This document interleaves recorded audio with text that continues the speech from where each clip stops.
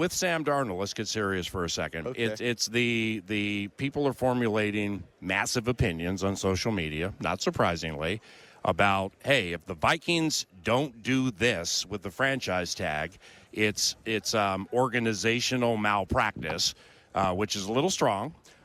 Or if the Vikings just let Sam Darnold become a free agent and leave and you have compensatory pick terrorism, stuff like that. Well, that's in there too. So, like for those who didn't see your story, what's it about and what's your take on Sam, and good morning? Yeah, I mean, the Good story morning. that I – good morning.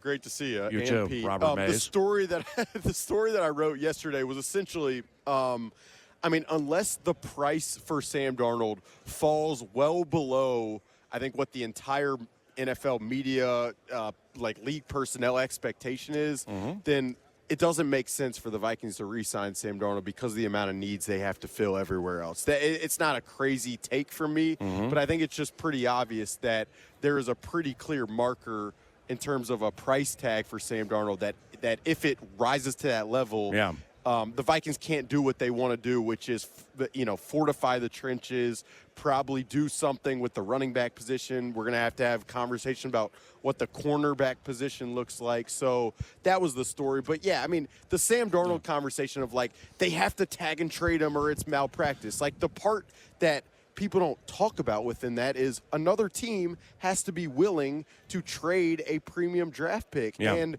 across the NFL – over the last probably 3 years that I've covered the league at least, it has seemingly become less common for teams to be willing to part with very premium picks for players. It just doesn't happen all the time. Why does it have to be a premium pick? It depends on the level of which that you tag him. Exclusive, then it's 2 first-rounders. There's 3. Yeah, but three they would different tag levels. him. It would be 40-ish million for a year. It'd be average of the top 10. It depends on what level you tag him. Okay, well, therefore, you no longer have to deal with whatever the price is, and you get at something, if anything, in return. No, it doesn't have to be a premium pick. I guess my point is I'm trying to set the expectation that if there is a tag and trade, the pick is probably not a first or second rounder. It might, I mean, who knows? Could you get a third rounder for Sam Darnold? Could you get a fourth rounder? And I think with this team having only 4 picks for this upcoming draft, adding a fourth rounder now as opposed to a third round comp pick later is a move that I think you have to do. So I'm in alignment with people who think the tag and trade makes sense. But we're wading into it's such jargon with tag and trade, comp pick. I mean, it becomes it's kind Brzezinski of territory. tedious. Yeah. But just quickly, you don't tag and trade unless you're at the combine and you have a sneaky handshake that it's going to work. That's what this entire week is. And I've said this on the show before with you. But, there's the tampering rules, and you act like nobody can talk to anybody. But literally, in the hotel that's 100 yards away, there are teams meeting with a lot of people, other teams, agents, and they have a very good feel going into free agency, what they should do, what they can do, and that's why this week is very important. It's also why right now the conversation is a lot of speculation because these conversations are just now happening, probably as we're speaking right now. So along those lines, what was interesting is you read The Athletic going into the combine, and you guys have Darnold listed as the number 8 free agent. Now, you hear people here talk about how he's the number 1 free agent, and that's a huge difference. Yeah. If he's the belle of the ball of this free agent class, mainly because of his position, then the tag makes more sense.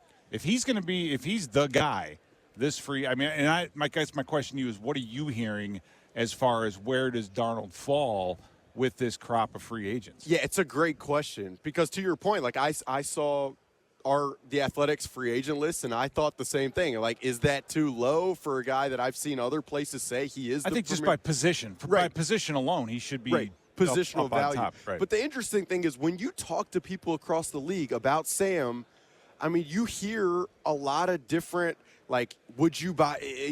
They will ask me questions of do you believe he could do what he did from weeks 4 to 16, or do you think he's more what he was the last 2 games of the season? And it's hard for me to really answer those questions. I think the hard part for other teams is trying to separate what was Sam Darnold's production? How much of that was a byproduct of the infrastructure around them versus who he is. And that question is in the eye of the beholder and what they see on film and what their team thinks. Like I'll bring up the Las Vegas Raiders because that's the popular team. If you talk to people in the industry in terms of where they think Sam Darnold. Yeah, could they're right go. over there. You can go talk to them after when we're done here. But I mean, they have like $100 million in cap space, so they could franchise tag Sam, pay him $40 million, and give him a year to see how it works out. Right. There's a lot of there's a lot of talk about that because of Pete Carroll.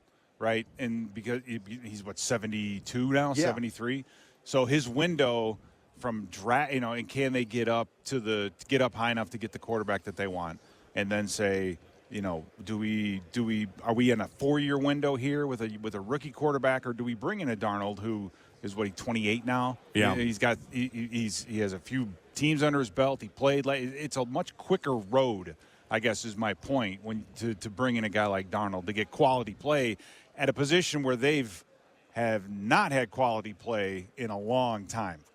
He'd be an unbelievable upgrade at that position there. And their new GM, I don't know, I can't remember his name.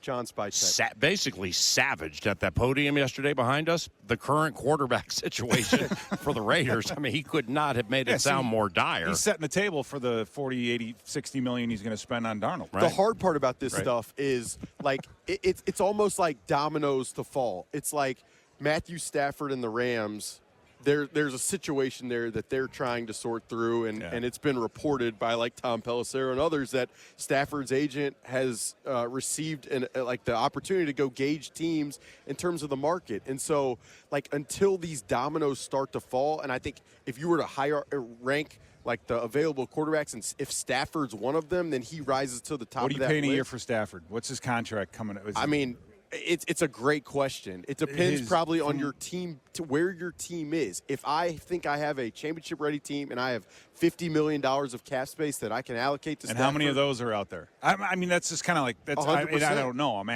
not asking rhetorically. I'm just saying. Right. There aren't a lot of people sitting on $50 million or $60 million this year without with all that cap room to say, hey, we're just a quarterback away. No question. But like the New York Giants, for example, they're not just a quarterback away. Well, here's how I think I parse it out to say who needs to win quickly. The Giants need to win quickly. That the GM and the head coach there, they got to turn things around now, yesterday. And I mean, if you're looking at the difference between Stafford and Darnold, Stafford in the middle of the season with the Rams did not look very good at all. He was getting the pressure on him, and he's just getting rid of the football. The week before we played them, he had the worst week of his career. He looked awful. Yeah. And then he comes out, obviously, against us on Thursday night and fires bullets all over the place because he's got Puka Nacua back and Kupp. Well, if you're the Giants, you're saying Darnold. I'm just saying, with the way the season went. I'm kind of, in what I'm hearing from people, I think the value for Darnold is really up there. Right. It really is. The desire for teams to at least investigate it and bring him in for sure. Yeah, we heard a lot of that yesterday. All right, just a couple more here for Alec Lewis with The Athletic, theathletic.com. Do you think just either share what you have steam-wise or your discernment? Do you think the Vikings would have any interest in Stephon Diggs in free agency?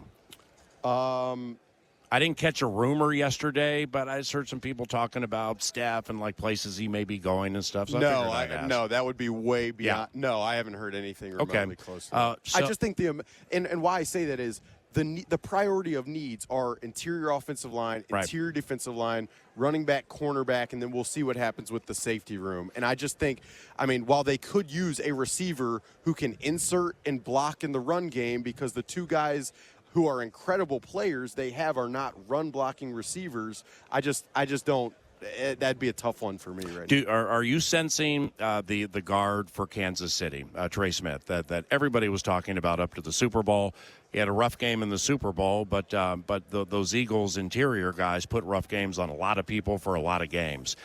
Do you sense his value or his price has decreased, or maybe the interest level has decreased a little bit, not only locally, but maybe nationally? No, I think the interest level is going to be there. And the question, it's kind of like Christian Wilkins last year as a free agent, where I do think the Vikings were interested in Christian Wilkins, and there was obviously the relationship between him and Brian Flores, but the market for him just got to such a level to where the Raiders ultimately made that happen for an incredible amount of money. And so the question with Trey Smith, like, I think the Bears are going to be in on Trey Smith. I really do. Yeah. The Chiefs and Bercich yesterday, I was listening to him.